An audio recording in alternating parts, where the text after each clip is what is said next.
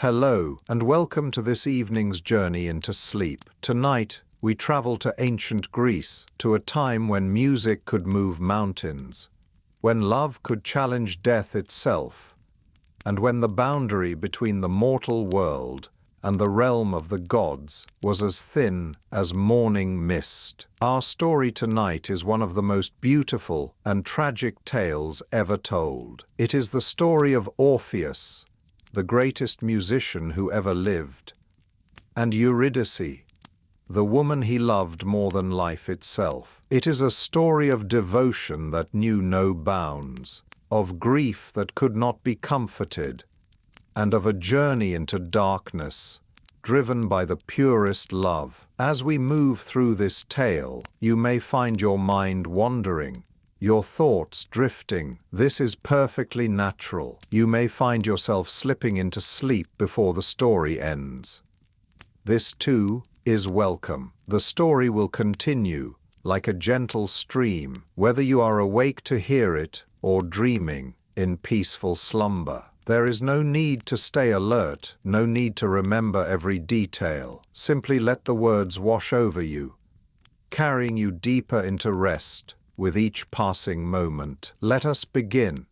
In the wild and beautiful land of Thrace, where mountains touched the clouds and rivers sang their way to the sea, there lived a young man whose name would echo through the ages. His name was Orpheus, and from the moment of his birth, it was clear that he was marked by destiny for something extraordinary. Some said that Orpheus was the son of Apollo himself, the golden god of music and light, though others claimed his father was Eurydice, a Thracian king. His mother was Calliope, the most beautiful of the 9 muses, she who inspired epic poetry and eloquent speech. Whether divine or mortal in his parentage, one truth was undeniable. Orpheus possessed a gift that transcended the ordinary bounds of human talent. Even as a small child, Orpheus was different from other boys. While his playmates ran through meadows chasing butterflies,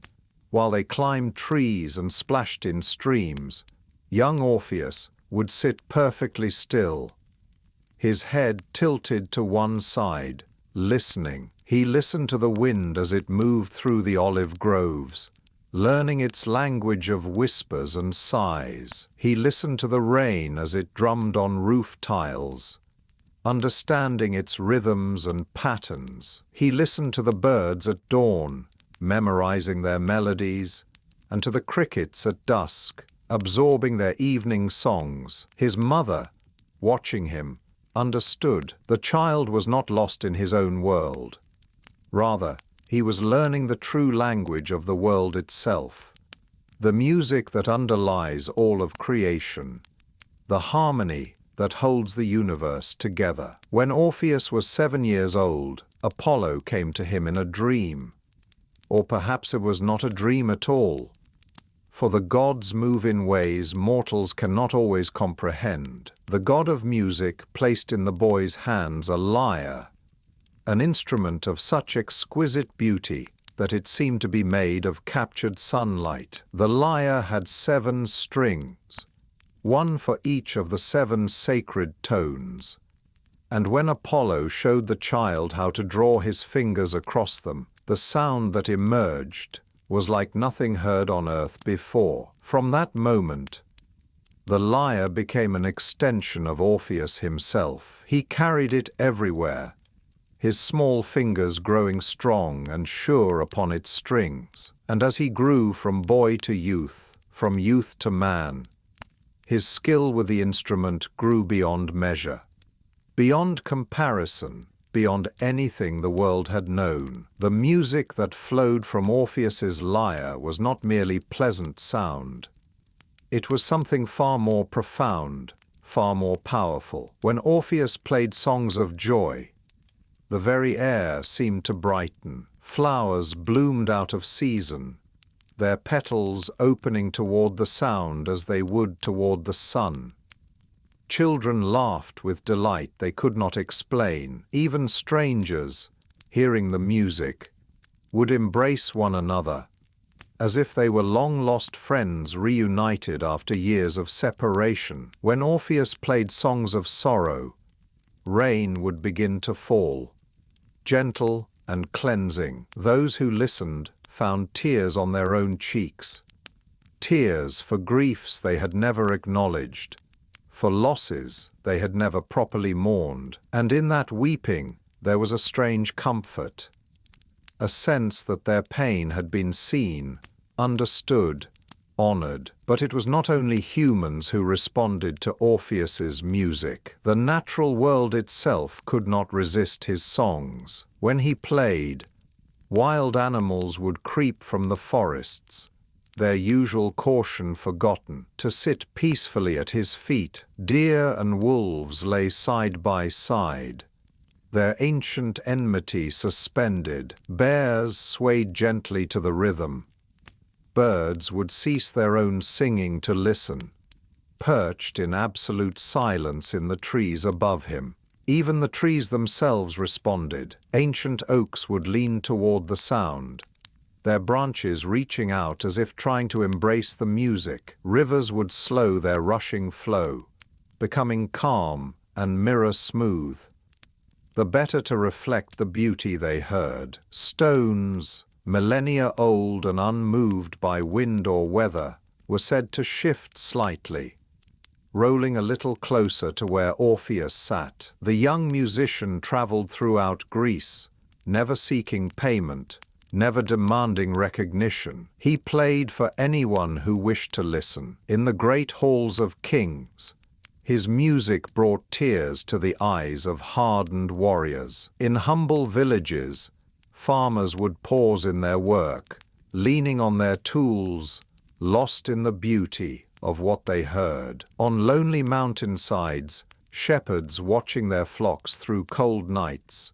would see a figure approach, lyre in hand, and know that for a few precious hours they would not be alone. Orpheus's fame spread far and wide, carried on the lips of those who had heard him play. He was called the master of music, the voice of the gods, the one who understands the language of creation. Kings sent messengers begging him to come to their courts. Wealthy merchants offered him fortunes in gold, but Orpheus declined all such offers. He had no need for riches or royal favor. His music was not something to be bought or sold. It was a gift meant to be shared freely, like sunshine or rain. And yet, for all the beauty he created, for all the joy and comfort his music brought to others, Orpheus himself felt incomplete. There was a hollowness in his chest, an emptiness his music could express but not fill. He had played songs of every emotion, every experience, every depth of human feeling, except one. He had never played a song of romantic love, for he had never known that particular joy, that particular completion that comes when one soul recognizes its other half. His lyre could speak of the love between parent and child, between friends, between a person and their homeland. But the love between two hearts that choose each other, that find in each other their truest home, this remained a mystery to him. And so, despite all his gifts, despite all his talent and fame, Orpheus wandered, searching, though he could not have said exactly what he was searching for. The years passed. Orpheus grew into manhood, tall and strong, with hair as dark as a raven's wing and eyes that held both great sadness and great joy. Sometimes in the same moment, his hands, long-fingered and gentle, were calloused from the lyre strings, and his voice, when he spoke, was soft and thoughtful, as if he chose each word with the same care he chose each note of music. And still he wandered, and still he searched, and still he waited, though he did not know what he was waiting for, until one spring morning, when the world was green and new, and the air was sweet with the scent of wild roses, everything changed. The morning dawned clear and bright, the kind of morning that makes the heart glad to be alive. Orpheus had been walking since before sunrise, following no particular path, letting his feet carry him where they would. He had his lyre with him, as always, and he was humming softly to himself, working on a new melody that had come to him in his dreams. The forest through which he walked was ancient and beautiful. Massive oaks stood like pillars holding up the sky. Dappled sunlight filtered through their leaves, creating patterns of light and shadow on the forest floor. A stream bubbled nearby, its water clear and cold from mountain springs. Everything was peaceful, everything was perfect, everything was as it should be. And then Orpheus stepped into a clearing, and his heart stopped. In the center of the clearing, surrounded by wildflowers of every color, stood a woman. She was gathering blossoms, moving with a grace that seemed almost like a dance, placing each flower carefully in the basket she carried. Her hair, the color of honey in sunlight, fell in loose waves down her back. Her dress, simple and white, moved softly in the gentle breeze, and when she looked up, perhaps sensing his presence, and their eyes met across the flower-strewn space, Orpheus felt the world tilt and realign itself around this single, shining moment. Her eyes were like the forest itself, deep and green and full of quiet wisdom. Her face held a kindness that needed no words, a gentleness that was not weakness, but rather a profound strength. And when she smiled, just a small, uncertain smile, Orpheus understood with absolute certainty that he had been searching for her all his life, though he had not known it until this very moment. Time seemed to stop. The birds fell silent. Even the breeze held its breath. And in that suspended moment, Orpheus and the woman simply looked at one another. And in that look, everything was said that needed to be said. Finally, Orpheus found his voice, though it came out barely louder than a whisper. "Hello, hello," she replied, and her voice was like water over stones, like wind through wheat, like every beautiful sound Orpheus had ever heard distilled into a single word. "I'm Orpheus," he said. "I know," she replied, and there was the faintest hint of a smile. "Everyone knows Orpheus, the musician who makes even stones weep. And you are?" he asked, though somehow he felt he already knew her, had always known her, would always know her. "Eurydice," she said. "I am called Eurydice." Eurydice. The name itself was like music. Orpheus repeated it silently in his mind, tasting the syllables, feeling the shape of it. Eurydice. They stood there, these two souls who had just recognized each other, neither quite knowing what to say next, both overwhelmed by the magnitude of what they felt. Finally, Eurydice gestured to the flowers around her. "They're beautiful this time of year," she said. "I come here often to gather them. Well, I suppose just for the joy of it." "May I join you?" Orpheus asked. "I would like that," Eurydice said. And so they walked together through the clearing, Eurydice continuing to gather her flowers, Orpheus simply walking beside her, content just to be near. They talked, and the conversation flowed as naturally as the nearby stream. Eurydice told him of her life, how she had grown up in a small village not far from here, how she loved these forests and hills, how she spent her days tending a garden and helping her aging parents. Orpheus told her of his travels, of the places he had seen, the people he had met, the music he had made. But even as he spoke of these things, he found himself talking about other matters too. Deeper things he had never shared with anyone.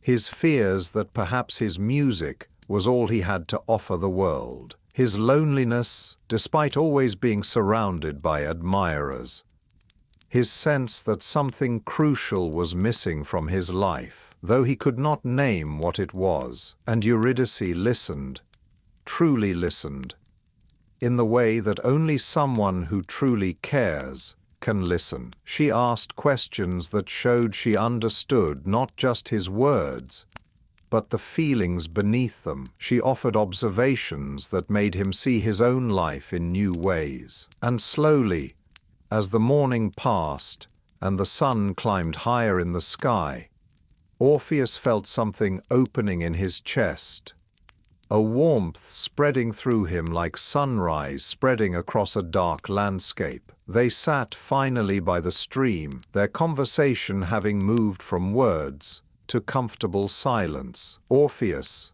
without quite deciding to do so, picked up his lyre, and he began to play. The music that came forth was unlike anything he had ever played before. It was tentative at first, searching, like someone learning to speak a new language, but then it grew stronger, more confident, and it spoke of wonder, of meeting someone and feeling the ground shift beneath your feet, of looking into another's eyes and seeing a future you had not dared to imagine, of the terrifying, exhilarating feeling of your heart opening to another person, vulnerable and exposed and undefended. It spoke of hope, of possibility, of joy so pure it was almost painful. Eurydice listened, and tears slowly traced paths down her cheeks, though she was smiling. When the last note finally faded into silence, she reached out and gently took Orpheus's hand. "That was beautiful," she said quietly. "I've never played anything like that before," Orpheus admitted. "I didn't know I could." "Perhaps," Eurydice said softly, "you needed someone to play it for." And in that moment, Orpheus knew with absolute certainty that his searching was over. He had found what he had been looking for all along. From that day forward, Orpheus and Eurydice were inseparable. They walked together through the forests and fields. They sat by the stream for hours, talking or simply enjoying each other's presence. Orpheus played his lyre, and Eurydice would listen, her hand in his, her head resting on his shoulder. And slowly, gradually, like spring turning to summer, their love deepened and grew. Eurydice brought out sides of Orpheus he had not known existed. With her, he laughed more freely. He noticed small beauties he had overlooked before.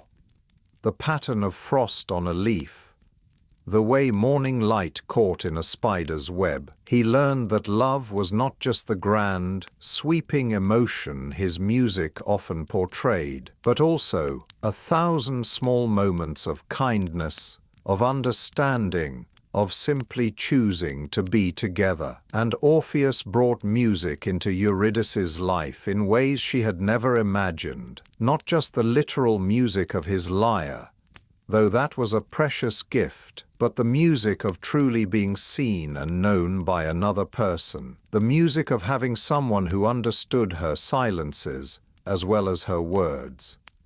The music of waking each morning knowing that somewhere in the world someone was thinking of her, caring for her, loving her. As summer reached its peak, they were married. The wedding was simple but joyful, held in the same clearing where they had first met. Their friends and families gathered, and when Orpheus played for his bride, there was not a dry eye among the witnesses. The music spoke of promises, of two lives becoming one, of love that would endure through whatever trials might come. And for a brief, perfect time, they were completely happy. They made a home together, a small cottage at the edge of the forest. Eurydice tended her garden, coaxing beauty from the earth. Orpheus composed new music.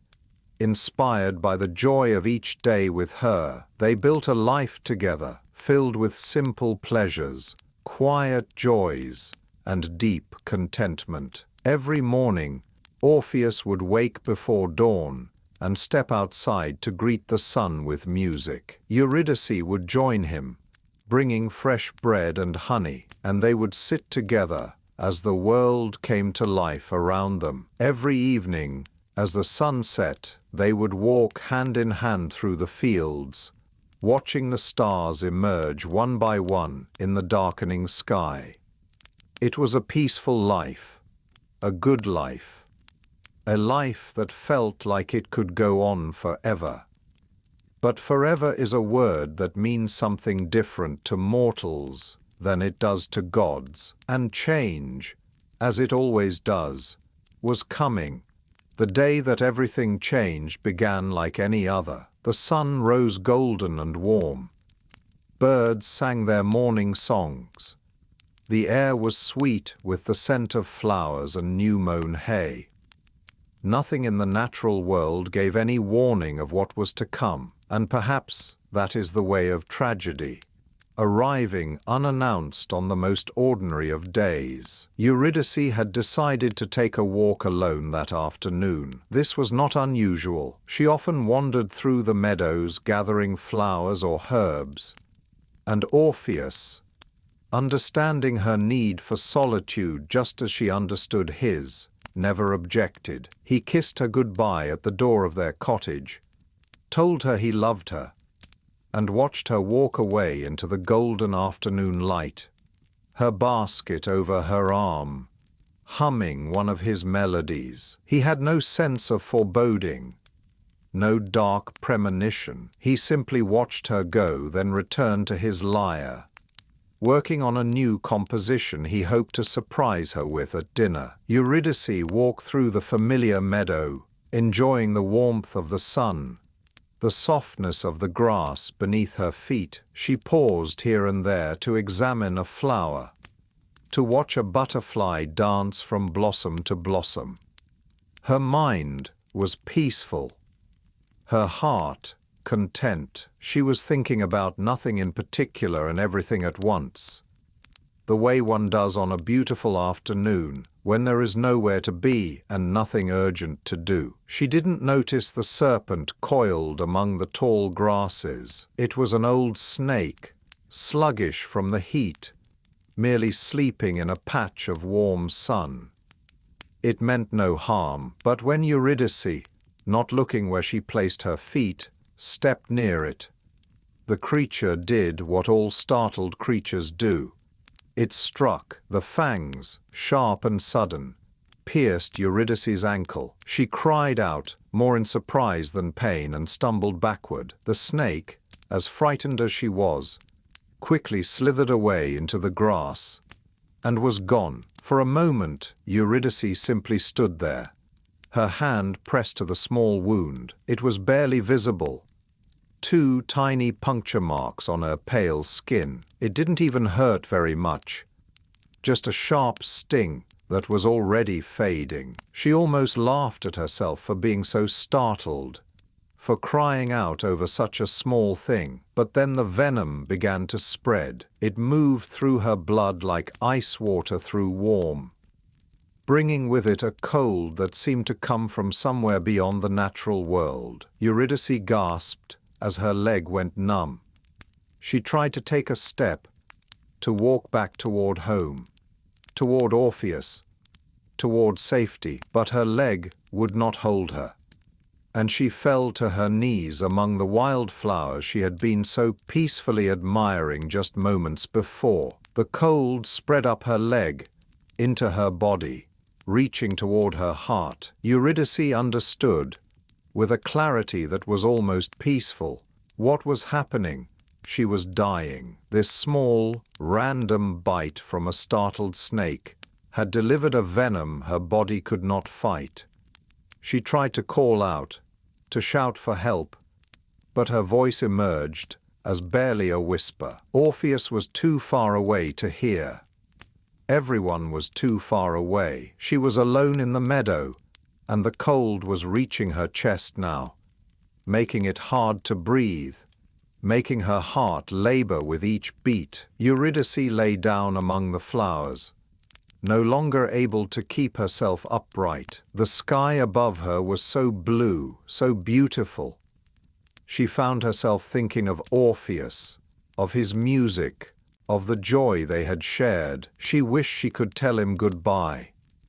She wished she could tell him not to grieve too much, that their time together, however brief, had been the happiest she had ever known. She wished for many things, but wishes change nothing. The world began to fade, colors draining away, sounds growing distant. Eurydice felt herself drifting, floating, leaving her body behind like a coat she no longer needed. And then, gently, like falling asleep, she was gone. When Orpheus finally came looking for her, the sun was setting, painting the sky in shades of orange and red. He had expected to find her on her way home, her basket full of flowers, her face bright with the simple joy of the day. Instead, he found her lying among the wildflowers, as still and pale as marble, her eyes closed, her lips slightly parted, as if she had been about to speak. For a long moment, Orpheus could not move, could not think, could not breathe. His mind refused to accept what his eyes were seeing. This could not be Eurydice. Eurydice was full of life and warmth and movement. This still, silent figure could not be her. But it was. Orpheus fell to his knees beside her. He took her hand, still faintly warm, but growing cold. He called her name, softly at first, then louder, then desperately, as if the sheer force of his voice could call her back from wherever she had gone. But there was no response, no flutter of eyelids, no catch of breath, nothing. He gathered her in his arms, cradling her against his chest, and a sound emerged from him that was not quite human. It was the sound of a heart breaking, of a soul shattering into pieces too small to ever be reassembled. It was grief given voice, and it echoed across the meadow, across the fields, so terrible and profound that even the birds fell silent in the trees. The neighbors found him there hours later, still holding her, rocking slightly back and forth, his face buried in her hair. They had to gently pry his arms open to take her from him, and even then he reached after her, as if he could not bear to let her go, as if holding on tightly enough could keep her with him. They prepared Eurydice's body for burial, with all the proper rituals and honors. They dressed her in white, placed flowers in her hair, laid her in the earth with offerings for her journey to the underworld. And through it all, Orpheus stood like a statue, silent and still, his face empty of all expression, his lyre hanging forgotten at his side. After the funeral, after the last mourner had offered their condolences and returned home, after the sun had set and risen and set again, Orpheus remained. He sat by her grave, day after day, night after night, neither eating nor sleeping nor speaking. His friends tried to coax him away, to bring him food, to offer comfort, but he would not be moved. He simply sat, staring at the earth that covered his beloved, as if he could will her back to life through the sheer intensity of his grief. Days became weeks. Orpheus grew thin and haggard. His clothes hung loose on his frame. His hair, once carefully combed, became tangled and wild. But he did not care. Nothing mattered anymore. Nothing could matter in a world without Eurydice. And then, one night, as he sat beneath the stars, a thought came to him. It rose from the depths of his grief, like a bubble rising through dark water. It was a wild thought, an impossible thought, a thought that should have seemed like madness to anyone else. But to Orpheus, consumed by grief and desperate beyond reason, it seemed like the only thought that made any sense. If Eurydice was in the underworld, If her soul had traveled to the realm of the dead, then perhaps, just perhaps, he could go there too. Not to die, not yet, but to find her, to ask the gods of death themselves to return her to life, to use the only weapon he possessed, his music, to move hearts that had long since ceased to feel. It was impossible, of course, everyone knew that. The living could not enter the realm of the dead. The boundary between life and death was absolute, inviolable. And even if one could somehow cross that boundary, even if one could somehow survive the journey to the underworld, no mortal had ever persuaded the gods of death to release a soul once claimed. But Orpheus, in his grief, did not care about impossibilities. He cared only about Eurydice, and if there was even the smallest chance, even the faintest hope, then he had to try. And so, as the stars wheeled overhead and the world slept, Orpheus made his decision. He would descend into the underworld. He would find Hades and Persephone, the king and queen of the dead, and he would beg them, with all the power of his music, to return Eurydice to life. It was madness. It was folly. It would almost certainly end in failure, perhaps even in his own death. But it was all he had left. The entrance to the underworld was not hidden. It existed in the physical world, a place where the boundary between the living and the dead grew thin, where those who knew where to look could find the path downward into shadow. It was at the edge of the known world, in a place called Tainarum, where a cave opened in the side of a mountain, breathing out cold, stale air that smelled of earth and endings. Orpheus journeyed there, walking for many days through lands that grew increasingly desolate. He passed through villages where people warned him not to continue. He crossed rivers where ferrymen shook their heads and refused to take him further. But Orpheus pressed on, driven by a love that would not accept defeat, by a grief that would not be comforted with mere acceptance. When he finally stood before the entrance to the cave, night was falling. The opening in the mountain was like a great mouth, dark and forbidding, exhaling an air so cold it made his breath mist, even in the warm evening. From within came no sound, no movement, only an emptiness so profound it seemed to pull at him, drawing him in like a whirlpool draws water. For a long moment, Orpheus hesitated. Every instinct screamed at him to turn back, to flee, to return to the world of light and life while he still could. This place was wrong, fundamentally wrong, a tear in the fabric of the world, where things that should not be permitted existed nonetheless. But then he thought of Eurydice, of her smile, of her laughter, of the way she had looked at him with such love that it still made his heart ache to remember. And he knew that he could not turn back. He would rather walk into the depths of the earth, into the very jaws of death itself, than live one more day in a world without her.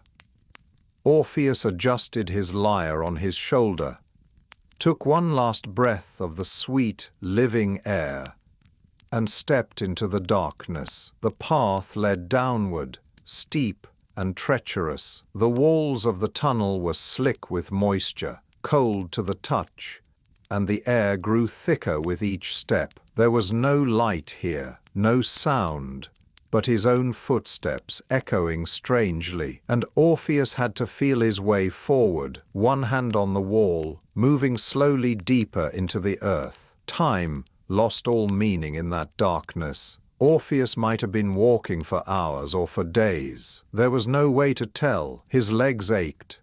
His breath came hard.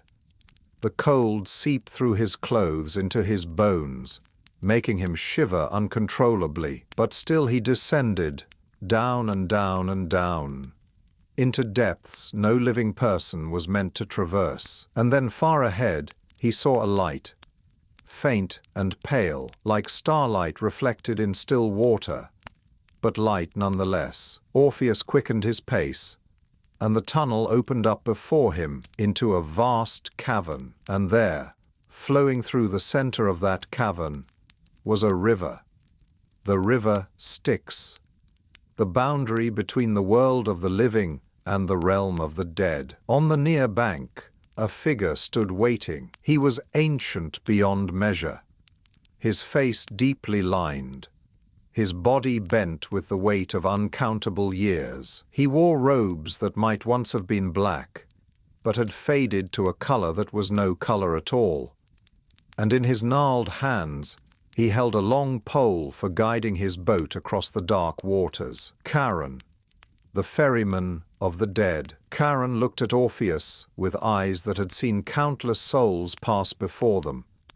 And in those eyes was no compassion, no curiosity, no emotion at all. Just a flat, dead recognition of what Orpheus was. "You are alive," Charon said, his voice like stones grinding together in the deep earth. "The living are not permitted here." "I must cross," Orpheus said quietly. "The living do not cross," Charon repeated. "Only the dead may board my boat. Return to the world above while you still can." Orpheus stood there on the bank, looking at the dark river, at the ancient ferryman, at the boat that had carried so many souls across to a place from which they never returned. He knew that words would not move this being who had performed the same task for countless ages, who had heard every plea, every excuse, every desperate bargain. So instead of speaking, Orpheus lifted his lyre, and he began to play. The music that emerged was like nothing that had ever been heard in that place of death and shadow. It was the sound of life itself, of all the beauty and pain and joy and sorrow that make up the human experience. It spoke of love found and love lost, of hopes cherished and hopes destroyed, of the terrible, wonderful gift of being alive, of feeling, of caring so much that your heart could shatter into 1,000 pieces. As Orpheus played, the impossible began to happen. The river Styx, that flowed with the accumulated sorrow of all the dead who had crossed its waters, began to slow, to still, to listen. The cold air of the underworld seemed to warm by the smallest degree, and Charon, the ancient ferryman who had not felt emotion in more ages than could be counted, felt something stir in his chest.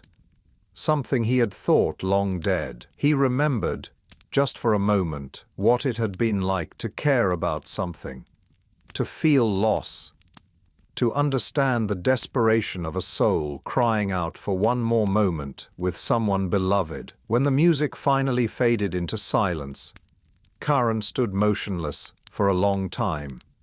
Then, slowly, he spoke. "In all the endless years I have stood at this crossing," he said quietly. "In all the countless souls I have ferried across these waters, never have I heard anything that moved me as you have moved me now." He paused, then continued, "I will break the laws that have governed me since the dawn of time. I will take you across. But know this, mortal, the rulers of this realm are not as easily swayed as an old ferryman. They have heard every plea, witnessed every grief. What you ask for has never been granted. Not once, in all of history." "I know," Orpheus said, "but I must try." Charon nodded slowly and gestured to his boat. Orpheus stepped in, the boat rocking slightly under his weight. Charon pushed off from the shore, and they began to move across the dark waters. The journey was silent, save for the gentle splash of the pole in the river. Orpheus watched the far shore grow closer, and with each moment, he felt the reality of where he was settling more heavily upon him. He was in the underworld, the realm of the dead, a place from which no living person had ever returned. But he pushed the fear aside. He had come too far to turn back now. Eurydice was somewhere in this realm, and he would find her, or he would die trying. The boat reached the far shore, and Orpheus stepped out onto the dark sand. Before him stretched the underworld in all its terrible glory. It was a place of twilight, where nothing was quite solid, quite real. Shadows moved at the edges of his vision. Whispers echoed from no discernible source. And everywhere, drifting like leaves on an autumn wind, were souls. The souls of the dead were barely visible, more like impressions than solid forms. They wandered aimlessly through fields of pale flowers, their faces empty of expression, their eyes looking at nothing. Some were recent arrivals, still confused, looking around as if trying to understand where they were. Others had clearly been here for a long time, moving with a purposeless motion that spoke of an eternity of emptiness. Orpheus walked among them, searching every face, hoping to see Eurydice, but she was not among these ordinary souls. The multitudes who had lived ordinary lives and passed without particular note from this world to the next. He continued forward, his lyre clutched to his chest, passing through vast fields where the dead wandered in their endless, meaningless existence. He passed the groves, where the virtuous rested in greater comfort, though even they seemed diminished, faded, like paintings left too long in the sun.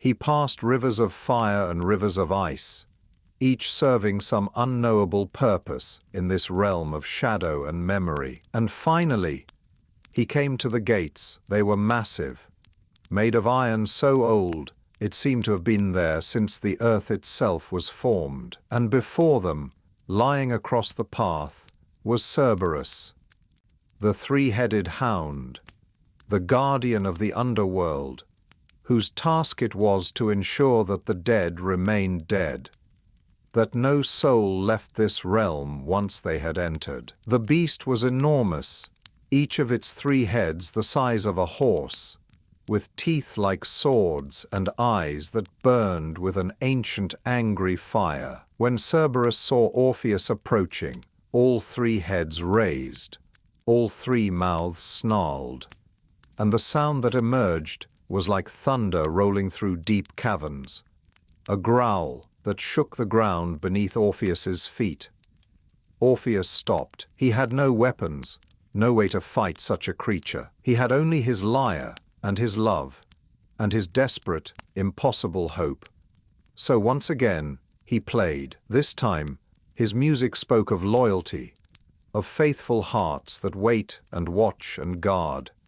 It spoke of love that manifests not in grand gestures, but in steady, constant presence. It spoke of service given not for glory or reward, but simply because it is what is right, what is needed. And Cerberus, the fierce guardian, the terror of the underworld, listened. The snarling stopped, the burning eyes dimmed to a softer glow, and slowly, almost hesitantly, the great beast lowered all 3 of its massive heads. The eyes closed, the body relaxed, and for the first time in its eternal existence, Cerberus was lulled by a lullaby, by music that spoke to something deep and forgotten in its ancient heart. The gates swung open, seemingly of their own accord. Orpheus walked through, past the sleeping guardian, into the very heart of the underworld. And there, before him, rose the palace of Hades and Persephone. The palace of the dead was magnificent and terrible in equal measure. It was carved from black stone that seemed to absorb light rather than reflect it, and its columns rose so high they were lost in darkness. Orpheus walked through halls so vast that his footsteps barely echoed, past chambers filled with treasures beyond counting, the accumulated wealth of everyone who had ever died and taken their gold with them to the grave. Finally, He came to the throne room. It was a vast space, cold and silent, lit by torches that burned with a strange pale flame that gave no warmth. At the far end, on twin thrones of black stone, sat the rulers of this realm. Hades, lord of the dead, was tall and stern, his face ageless, yet bearing the weight of eternity in every line. His eyes, when they looked at Orpheus, held no malice, but also no warmth, only the ancient knowledge of one who has presided over the ending of all things since time began. Beside him sat Persephone, queen of the underworld, and she was beautiful in the way that winter is beautiful. Cold and perfect and distant, she'd been a goddess of spring once, Orpheus knew, stolen away by Hades to be his bride. Now she spent half her time in this dark realm and half in the world above, and the sorrow of that division showed in her face. Between the thrones stood others, shadowy figures that might have been ministers or advisors, or perhaps something else entirely. And around the edges of the room, barely visible in the darkness, were more souls, important dead, who had earned the privilege of dwelling near the throne. Hades looked at Orpheus for a long moment, his expression unreadable. Then he spoke, and his voice was like the sound of tombs being sealed, final and absolute. "A living mortal stands in my realm," he said. "This is not permitted. The living do not belong here. Return to the world above, Orpheus of Thrace, before I am forced to make your stay permanent." Orpheus took a deep breath. This was the moment. Everything depended on what happened next. "Great Hades," he said, his voice steady despite the fear that gripped his heart. "I have come to ask something of you. I know it is unprecedented. I know it has never been granted, but I ask it nonetheless, with all the love and desperation in my mortal heart." "Speak then," Hades said, "though I can guess what you will ask." "I have come for Eurydice," Orpheus said. "My wife. She died too soon, taken by a serpent's bite while she was still young, while we were still building our life together. I am asking you, I am begging you, to let her return with me to the world above, to give her back her life. She is dead," Hades said simply. "The dead do not return. This is the law that has governed the universe since its creation. Death is final. If I were to grant your request, if I were to allow one soul to return, every grieving loved one in the world would come to my gates, demanding the same. The boundary between life and death would dissolve. Chaos would reign." "I know," Orpheus said, "but I am asking nonetheless." "Why?" Hades demanded. "What makes your grief more worthy than the grief of every other mortal who has lost someone they loved? What makes your Eurydice more deserving of life than the countless others who rest in these halls?" Orpheus had no answer in words. How could he explain that Eurydice was not more deserving, but that she was his, that she was the other half of his soul, that without her the world had lost all color and meaning? How could he make these ancient gods understand the love of two mortals, finite and fragile and desperately precious because of its very fragility? He couldn't. Words would not be enough. So instead, Orpheus lifted his lyre one final time, and he played the story of his life, from the first moment he touched the lyre strings as a child, to this very moment, standing before the throne of death itself. He played his years of wandering, searching for something he couldn't name. He played the morning he first saw Eurydice in the clearing, the way his heart had recognized her instantly, the way the world had seemed to shift and realign itself around her. He played their courtship, every conversation, every walk, every moment of discovering who she was, and falling more deeply in love with each discovery. He played their wedding, the promises they had made, the life they had built together, humble but filled with joy. And then his music changed,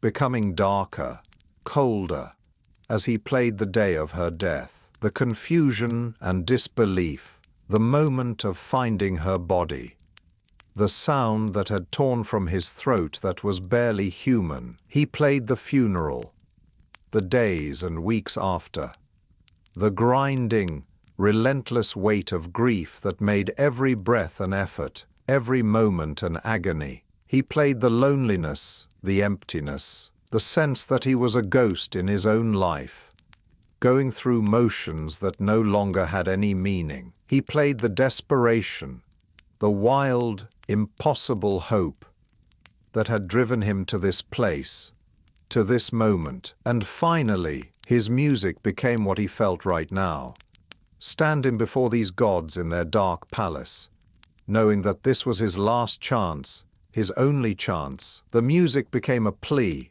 raw and desperate and utterly honest. It held nothing back, concealed nothing, made no attempt to be beautiful or noble or impressive. It was simply the sound of a heart crying out in the darkness, asking for one more chance, one more day, one more moment with the person it loved more than life itself. As Orpheus played, the impossible happened once again. The underworld began to weep. The rivers that flowed through that dark realm overflowed their banks, swollen with tears that had not fallen there before. The souls that wandered the fields stopped in their endless roaming and stood still, listening, remembering what it had been like to love someone, to lose them, to grieve.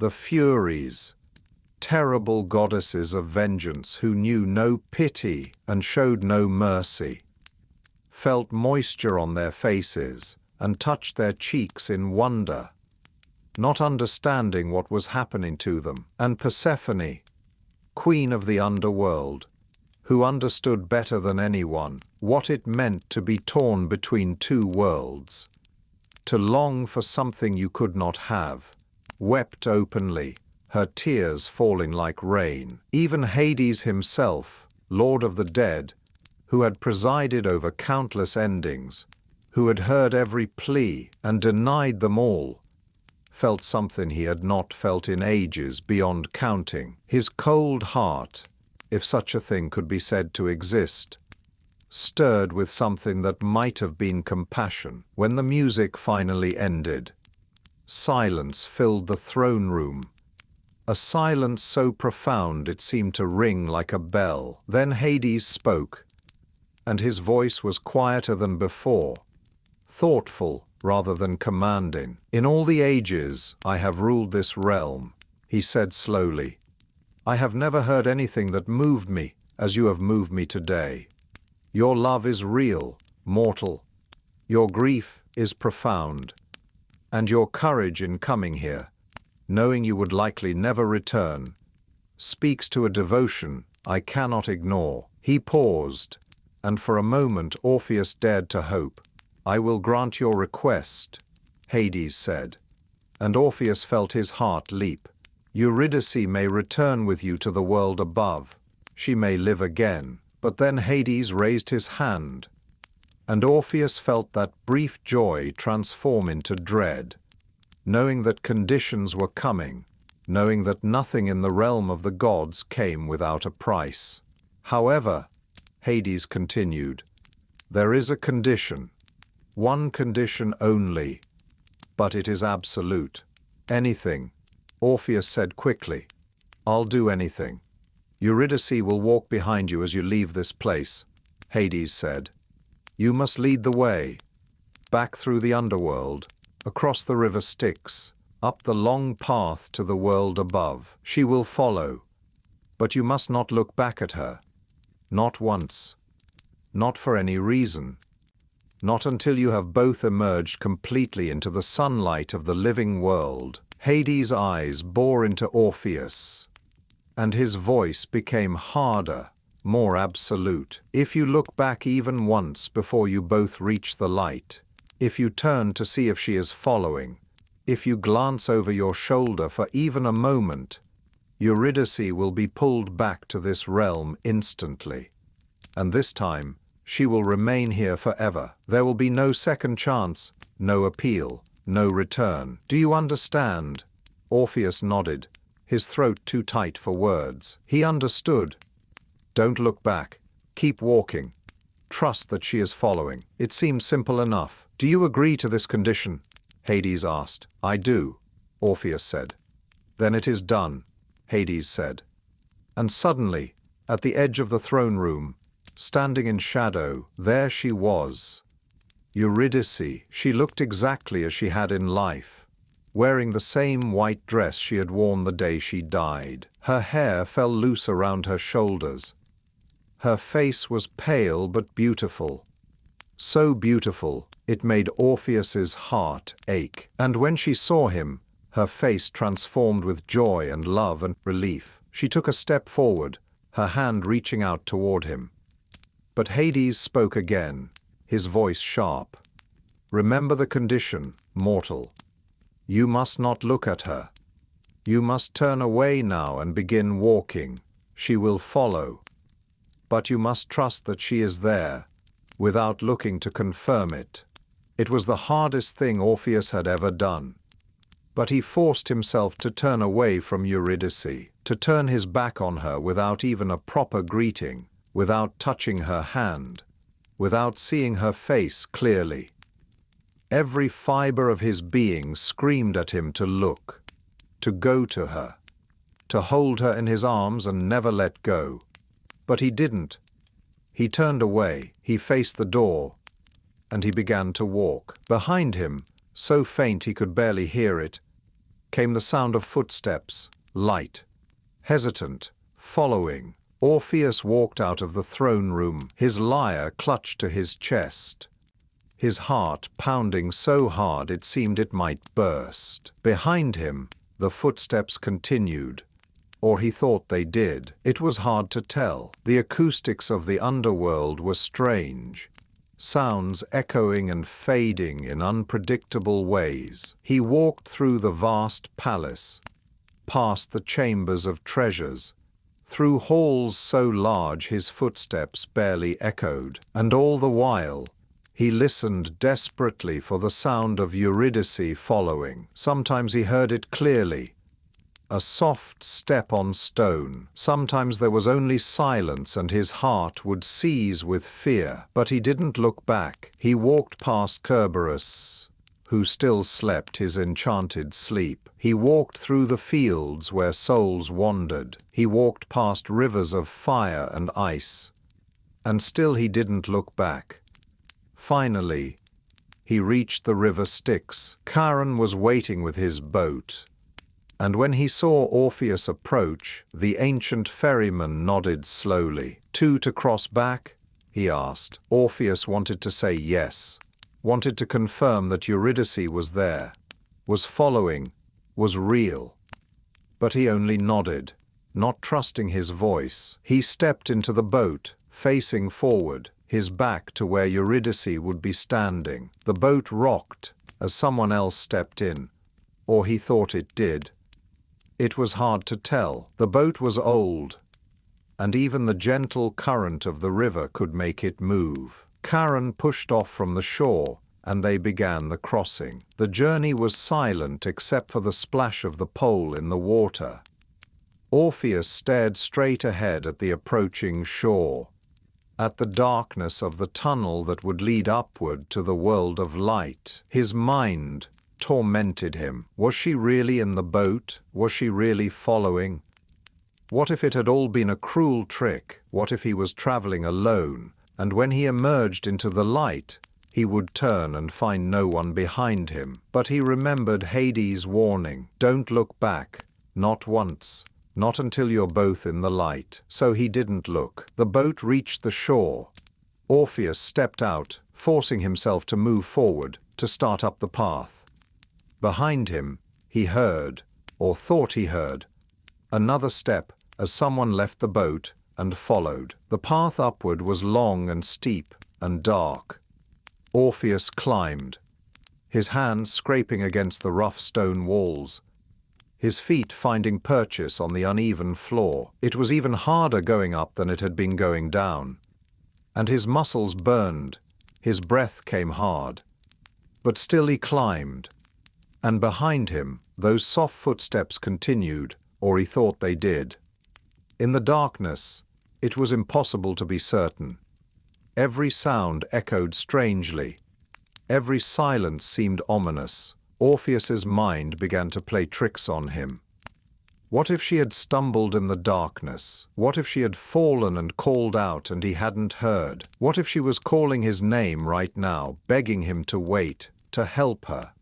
And the echoes of the cave were swallowing her voice. He wanted to look back so badly it was almost a physical pain. Just one glance, just to confirm she was there, to make sure she was all right. What would it hurt? Just the briefest look over his shoulder. But he remembered the condition. If he looked back, she would be lost. Forever. So he climbed, and he didn't look, even though every instinct screamed at him to turn around. After what felt like hours, after what might have been days in that timeless darkness, Orpheus saw something ahead, a faint lightening of the darkness, the exit, the entrance to the cave, the boundary between the underworld and the world of life. His heart leaped. They were almost there. Just a little further. Just a few more steps. The light grew brighter. He could see the mouth of the cave now. Could see sunlight streaming in. Could see green trees beyond and blue sky. It was so beautiful. So impossibly beautiful after the darkness and shadow that tears came to his eyes. Almost there. Almost safe. Almost home. His feet reached the upward slope that led to the exit. 10 more steps. 9. 8. Behind him, the footsteps continued, soft and light. Or he thought they did. Or maybe they had stopped. It was so hard to tell, and the uncertainty was driving him mad. 7 steps. 6. 5. Was she still there? She had to be. She had been following all along, but what if something had happened? What if the gods had taken her back despite their promise? What if he emerged into the light alone? 4 steps. 3. 2. The sunlight was so bright now, flooding into the cave, warm and living and real. Orpheus could feel it on his face, could smell the scent of growing things, of earth and grass and flowers.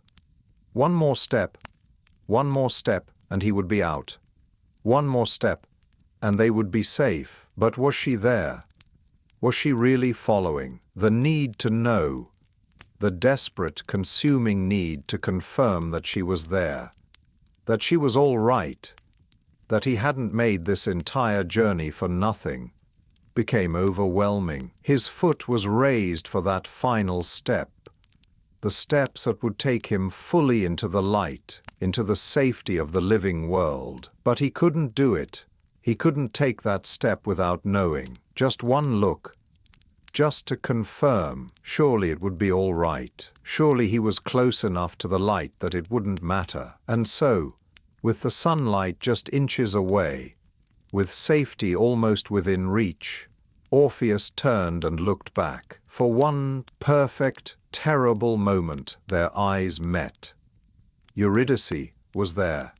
She had been following all along, just a few steps behind him, almost to the light herself. Her face was filled with love and relief and joy at seeing him, at being so close to life again. But then that expression changed to understanding, to sorrow, to resignation. "Orpheus," she said softly, her voice full of a love that would echo through eternity. "Oh, my love, you looked back." And even as she spoke, she began to fade. Her form became translucent, like mist in sunlight. She reached toward him, her hand stretching out as if she could hold on. as if she could resist the pull that was dragging her back down into darkness. "I love you," she said, her voice already distant, already fading. "I will always love you. Don't grieve. Don't blame yourself. We had our time. It was enough. It was beautiful. Let it be enough." "No," Orpheus cried out, lunging toward her, trying to grab her hand, to pull her back, to undo what he had done. "No, Eurydice, please." But his hands passed through her like she was made of smoke. And already she was being pulled down, back into the shadows, back into the realm of the dead. "Live," she said, her voice now barely a whisper. "Live, my love. Make beautiful music. Remember me with joy, not sorrow. Live." And then she was gone. Orpheus stood there at the threshold between darkness and light, 1 foot in each world, his arms still outstretched toward where she had been. He had been so close, so impossibly close. One more step, and they would have been safe, but he had looked back. He tried to go back into the cave, to follow her down again, to beg the gods for another chance, but the entrance was sealed now, or he couldn't find it, or perhaps he lacked the will to make that journey again. The path was closed. There would be no second attempt. Slowly, like a man walking in his sleep, Orpheus stepped fully into the sunlight. He was alive. He was free. He was alone. The rest of Orpheus's story is quickly told, and yet it contains a lifetime of grief. He returned to the world, but he was never again the man he had been. He wandered through Greece, his lyre always with him. But now his music was different. It was no longer the joyful celebration of life he had once played. Now it spoke only of loss, of love that ended too soon, of the terrible price of human weakness. People who heard him play would weep, not from the beauty of the music, but from the sorrow it contained. And Orpheus himself seemed like a ghost, moving through the world, but no longer really part of it. His eyes always distant, looking at something no one else could see. Some say he never spoke another word for the rest of his life. Some say he never loved again, turning away every offer of companionship, faithful to a woman who had been dead for years. Some say he spent his nights sitting by Eurydice's grave, talking to her as if she could hear him, playing songs just for her. The years passed. Orpheus grew old, though whether he lived a long life or whether grief aged him prematurely, no one could say.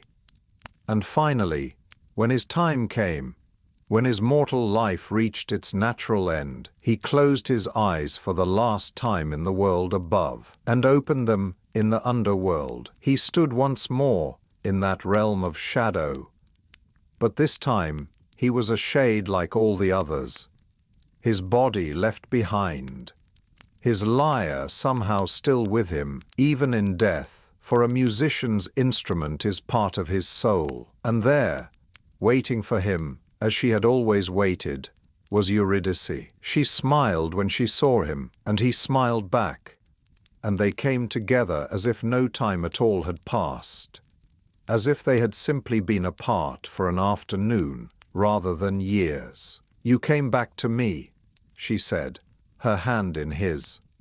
"I never really left," he replied, and together, hand in hand, they walked into the shadows. And there they remained still, wandering the asphodel fields together, never to be separated again. Sometimes, if you listen carefully, you can hear music drifting through that dark realm, a lyre playing songs of joy and reunion and love that endures beyond death itself. The story is done, but the music remains. It always remains. And now, dear listener, let the story fade from your mind.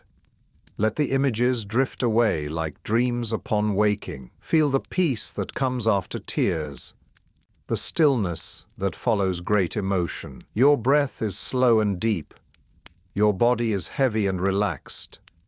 The world is quiet around you, and you are safe, and you are at rest. Let sleep come. Let it take you gently, and dream, if you dream at all, of music playing somewhere in the distance, beautiful and sad and eternal. Sleep now. Sleep peacefully, and good night.